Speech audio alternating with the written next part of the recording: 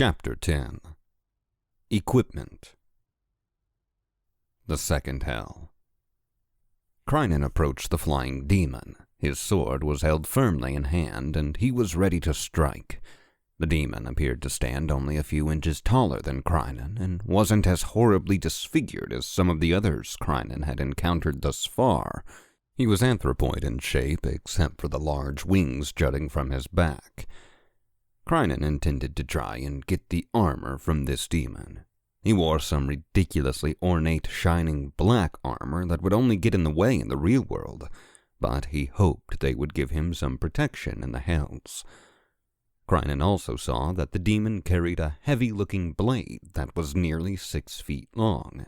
It was something so massive that it looked like even a Gaian would even have trouble wielding it with much efficiency.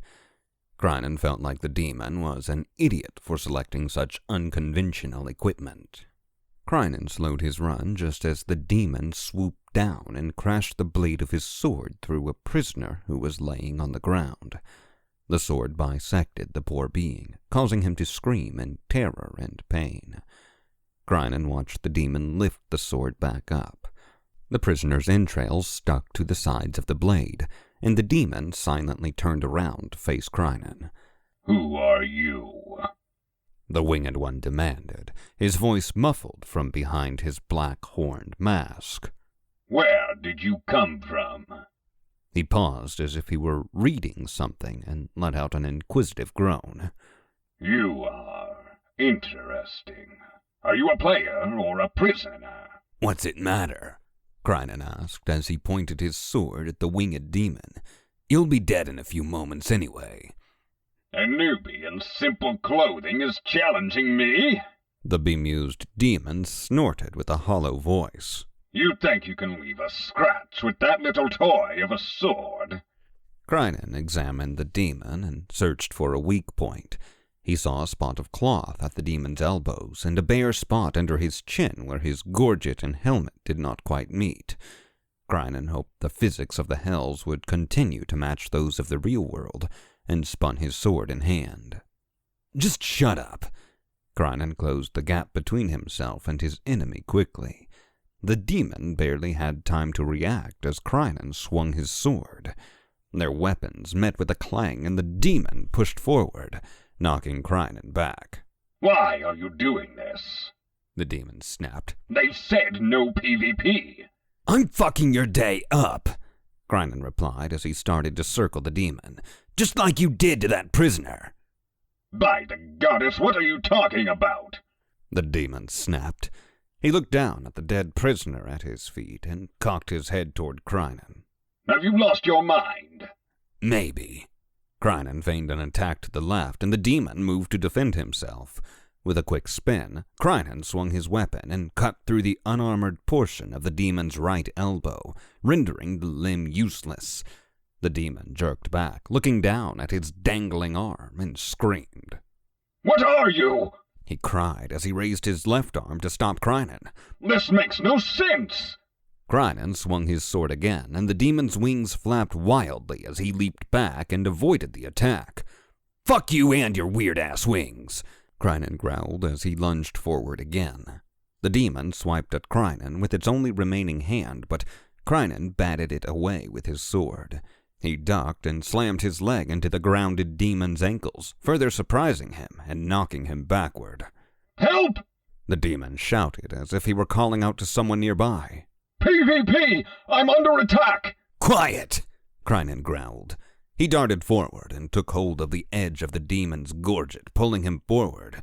With one quick movement, Crinnan thrust the point of his blade through the opening under the demon's mask.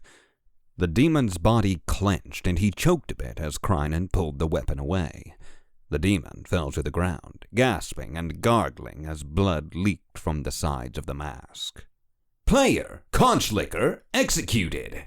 Player rank, 1,706,188,432. Congratulations, Pretty Kitty 6969420. You have advanced in ranking. Previous rank, 1,844,197,454. New rank, 1,775,192,943. Previous percentile, 87%. New percentile, 83%. Quite impressive sword play, Ander observed as he approached and knelt next to Crinnan and the lifeless body.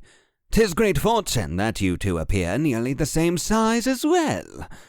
"Lucky me," Crinnan quipped as he quickly went to work pulling off the demon's boots. "Give me a hand." "Surely you do not mean by undressing him?" Ander seemed disgusted by the request. "Yeah, by undressing him." Crinnan was not about to put up with any whining from Ander. "I saved your fucking life, or whatever it is we have here. If you want to keep following me around, then do what I say. Is that too much to ask, or does that embarrass you too much?" "Touchy." Ander's eyebrows raised and lowered as he nodded his head in submission. "Though I suppose you present a fair point." Ander unbuckled the extravagant leg armor and set it aside. "What is it you plan on doing with me when we reach the end of your journey?" Crinnan stopped his task momentarily and glared at Ander. "What are you talking about? I don't even know what I'm doing with myself right now, let alone anyone else." "'Tis a trait that demands great admiration," Ander sang as he unclasped and removed the demon's belt. "The ability to speak from the heart. You certainly do not leave your intentions up to the imagination." Crinnan rolled his eyes as he sat down and pulled the demon's black socks and boots on. He was relieved to see that neither of them disappeared when he touched them. As he laced them, Ander tossed the demon's sleeveless gambeson in front of Crinnan. "Oh, I do not believe you will be wanting this," Ander said with disgust as he held the blood-dripping mask between two fingers. "It seems to have become a mess of blood and brains." A tooth fell out of the mask, and Ander shivered. "And teeth." "I don't need it." Crinnan shook his head as he gave the demon's head a kick. "Masks are for amateurs." "Very well." Ander kicked the demon's head and gasped in pain as he did. He groaned and shook his head with frustration. "If only I had the ability to fight as you do," he lamented. "Then perhaps I could be of more use on your quest." "If only." Crinnan rolled his eyes at his companion. He wished Ander would shut up.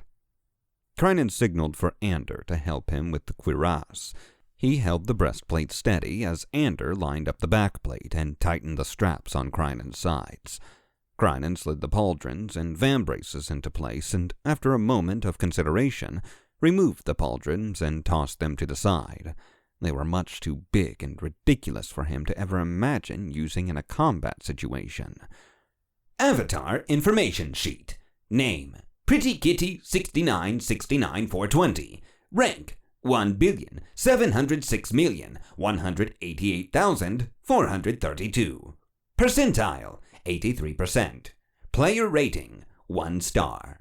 HP, 180 of 180. 100 base plus 80 buff. Shields, 235. 100 base plus 80 buff plus 55 armor. Damage output, 1.9 times base. 1 times base plus 0.8 times buff plus 0.1 times weapon. Speed, 1 times base. Active buffs. 80th percentile booster, plus 80% to HP, shields, and damage output until the next percentile of ranking is achieved. Sage Script 5 final fucking last.sli. Description unavailable. Equipped items. Head, empty. Chest, burnt iron cuirass, plus 20 shields. Back, empty. Shoulders, empty. Arms, burnt iron vambraces, plus 10 shields. Waist, boiled leather belt, plus 5 shields. Legs, burnt iron greaves, plus 15 shields. Feet, basic leather boots, plus 5 shields. Accessory 1, empty. Accessory 2, empty. Weapon slot 1. Rusty iron sword. Enables melee combat. Plus 0.1 times base damage output. Weapon slot 2. Empty. Abilities unlocked. None. "I think that's all." Crinnan snorted at the stupidly giant sword on the ground. "I definitely won't have any use for that piece of junk." Well, look at you. Crinnan tensed as Sage's voice suddenly rang in his head. Why, I should say you have transformed into a veritable demon killer. Or, rather, you now look the part of one. Well, fucking how do you do to you as well? Crinnan grunted with frustration tinging his voice. Good to finally hear from you. Likewise. How goes the fight? I see you have made it to the 2nd level. I have, Crinnan replied. Me and Ander. Ander? Sage repeated. You mean that prisoner entity that I am seeing next to you? Yes. Can you see him? I can see his data. Sage replied. I cannot actually see him, though. Who are you talking to? Ander interjected. I do believe that I am the only one here. Crinnan rolled his eyes and looked at Ander. You wouldn't understand. It's someone from back home. Someone from Duran, Ander repeated with a hint of curiosity in his voice. Who? Nobody you would know, damn it, Crinnan snapped. Mind your own business. What is he saying? Sage asked. He's asking who you are, Crinnan replied as he looked at Ander from the corner of his eye. Well, I should say that sounds like a natural response, Sage replied in a ho-hum tone. What was his name again? What's your name? Crinnan looked over at Ander. The long ancient one. Prima Ander din Lacoste. It's Prima Ander din Lacoste, Crinnan relayed to his faceless benefactor. He is from ancient times. Ancient, you say? Do you believe he can be trusted? Sage asked. I guess so, Crinnan replied. If you are certain, then Lucas and I will work on cracking his encryption so that we can preemptively grant him player access as well. An ancient may be of use to you. I think he's saying he's going to give you the ability to fight. Crinnan looked at Ander. Congratulations. Magnificent! Ander shouted with glee. What a fortuitous turn of events! Once I am able to restore my connection with the Nane, you will find that I am truly a valuable asset. Perhaps, and of course, in my own humble opinion, the most valuable. We will certainly be able to blast our way out of here, leaving naught but a trail of destruction in our wake as we find our way back to freedom. Crinnan stood silently and stared with bewilderment at the overly verbose entity for a good moment before he spoke again. Sure. Good. He sighed as he turned away. Ander triggered his anxiety, not because he was a fearsome being, but because Crinnan simply did not know how to properly communicate with him. So, what do I need to do now? He asked Sage. Why, get to the 3rd level, of course, Sage answered. Lucas and I are not only working on empowering Ander to help you, but also implementing the next part of our plan. It will be interesting to see what happens when we do. We have been monitoring the chat channels. The last demon you killed called for help before he died. It would appear that his friends are on their way to you now. How many? 4. I see 2 magic users and 2 warriors. They also have a prisoner entity with them. They will be there momentarily. How soon will Ander be ready? Crinnan asked. Hopefully by the time they get there, Sage replied, but stopped suddenly. Damn it all! Kill demons and monsters, get to the 3rd level of the hells, and we will nearly be halfway there. We have to go now. Govia is trying to track us. Hopefully you'll have descended further by the time we speak again. At that, Sage's channel closed, and Crinnan was left with Ander. We have 4 demons inbound, Crinnan informed him. Sage is working on getting you combat ready, so just hold tight. His name is Sage. A look of contemplation spread over his mustached face. Crinnan did not know whether that was a good or a bad thing. It is, Crinnan replied. Do you know him? Maybe. Ander reflected with a shrug of his shoulders. The name triggers a tickling in my mind. Perhaps I met him in a past life. Or perhaps I met someone named Sage at one point. Ander shook his head and smiled. It would do no good worrying about that now. Command me. What shall I do whilst I wait for my powers? Hide. Crinnan instructed, pointing to a red tree-covered hill behind them. "When you are certain that you're able to fight, come out and help me." "Very well," Andrew nodded. He reached out and gave Crinnan's arm a light squeeze. "Best of luck, my friend." At that, he turned and ran toward the cluster of gnarled trees. After Andrew was gone, Crinnan quickly surveyed the area and listened for the demons. At the moment, he heard and saw nothing, so all he could do was wait. He thrust the point of his sword into the ground so that it stood on its own, and took a seat. With his forearms resting on his knees, he took a deep breath and waited.